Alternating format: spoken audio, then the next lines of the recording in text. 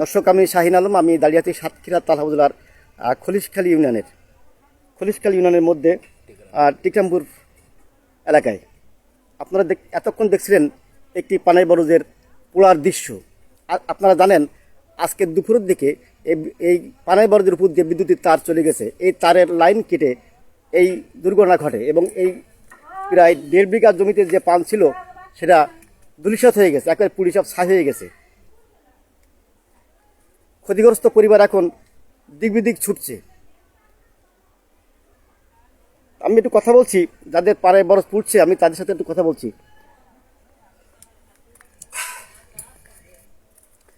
আপনার নামটা যদি বলেন।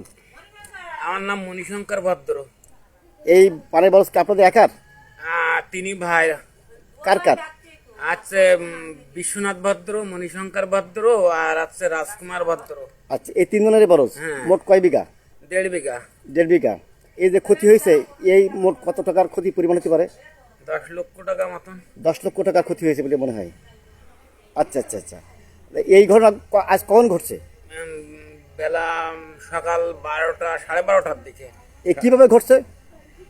এখন আমরা কেউ বাড়িতে নাই, আমাদের বাড়ির লোক বাড়ি ছিলেন, আমাদের বাড়ির লোক বাড়ি ছিল। হঠাৎ তারটা কাটিয়ে পড়েছে, পাশের একজনের ডাকতে এটা কিসের তার? বিদ্যুতের তার? বিদ্যুতের তার। মানে উপরে আপনাদের এই বরজের উপরে বিদ্যুৎ লাইন দেওয়া? হ্যাঁ হ্যাঁ ওই তার কেটে পড়ে যায়? হ্যাঁ। ওই তার কেটে পড়ে দিয়ে আগুন ধরে যায়? হ্যাঁ, বাড়ির লোক দেখতে পায়। পাশের বাড়ির একজনকে ডেকে আইনি, দেখে যে ওই চালে আগুন ধরে গেছে। আগুন ধরে গেছে। হ্যাঁ।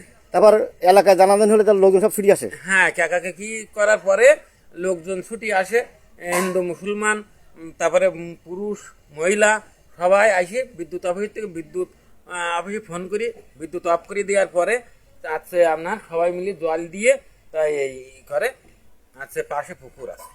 ঠিক আছে, আপনাকে ধন্যবাদ।